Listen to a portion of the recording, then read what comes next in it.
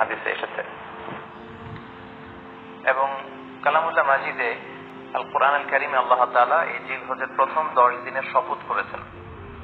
এই 10 দিনের ইবাদত আল্লাহ তাআলার কাছে এত বেশি পছন্দনীয় হওয়ার কারণ হচ্ছে এই 10 দিনে আল্লাহ তাআলা উম্মাহাতুল ইবাদাত অর্থাৎ যত মৌলিক ইবাদত আছে সবগুলো মৌলিক ইবাদতের একটা সমন্বয় করেছেন জিলহজ মাসের এই প্রথম 10 দিনে, যেটা বছরের অন্য কোনো সময় কিন্তু পাওয়া যায় না।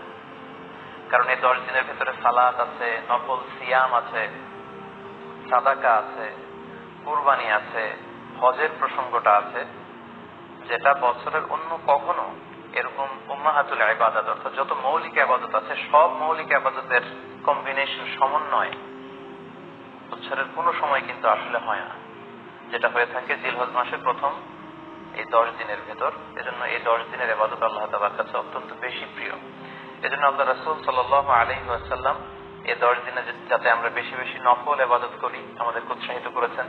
পাশাপাশি আমরা যেন বেশি বেশি তাহমিদ, তাহলিল, তাকবীর দিয়ে এই 10টি দিনকে মুখরিত করে রাখি, এজন্য তিনি আমাদেরকে আদেশ করেছেন।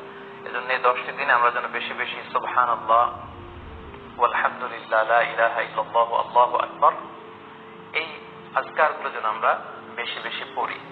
এবং আরাফাতের সিয়ামের ব্যাপারে আল্লাহ রাসূল সাল্লাল্লাহু আলাইহি ওয়াসাল্লাম আশা করেছেন যে 9 জিলহজের যে নফল সিয়ামটি অর্থাৎ আরাফার রোজা, এই আরাফার রোজা যে ব্যক্তি রাখবে আল্লাহ রাসূল সাল্লাল্লাহু আলাইহি ওয়াসাল্লাম বলেন যে আমি প্রত্যাশা করি এই সিয়ামের বদৌলতে বিগত একটি বছরের এবং সামনের একটি বছরের যত পাপ হবে এই পাপগুলোকে আল্লাহ তাআলা আমাদের জন্য ক্ষমা করে দিবেন।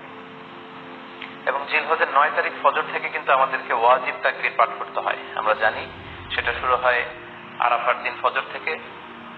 9 তারিখ ফজর থেকে শুরু করে 13 তারিখ আসর পর্যন্ত এই তাকবীরগুলো প্রত্যেক সালাতের পরে পড়া আমাদের জন্য আবশ্যক। আমরা যেন এই নফল আজকারগুলো, এই নফল তাকবীরগুলো যাতে আমরা বেশি বেশি করে দেই। এবং যারা কুরবানি করার জন্য ইচ্ছা পোষণ করেছেন তারা যেন এই 10 দিনের আগেই তাদের মাথার চুল এবং নখ কেটে পরিচ্ছন্ন হয়ে যান। এবং জিলহজের এই 10 দিনে তারা যাতে মাথার চুল না কাটে এবং হাতের নখ না কাটে, এই মর্মে আল্লাহ রাসূল সাল্লাল্লাহু আলাইহি ওয়াসাল্লাম আমাদেরকে গাইডলাইন দিয়েছেন। সব মিলে আল্লাহ তাআলার কাছে এই 10টি দিনের ইবাদত খুবই প্রিয়। এমনকি হাদিসে এসেছে, যেটা আমরা বললাম যে জিহাদের চাইতেও বেশি প্রিয়। এজন্য এই সুবর্ণ সুযোগটুকুন যেন আমরা কখনোই মিস না করি।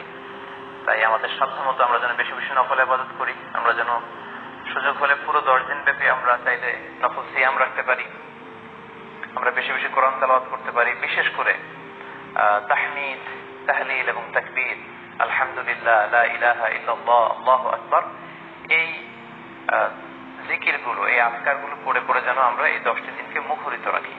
আল্লাহ তাআলা জিলহজ মাসের যে মাহাত্ম্য এবং বারাকা তিনি আমাদের জন্য দিয়েছেন, এগুলো যেন আমরা বেশি বেশি হাসিল করতে পারি। আমিন ইয়া রাব্বাল আলামিন।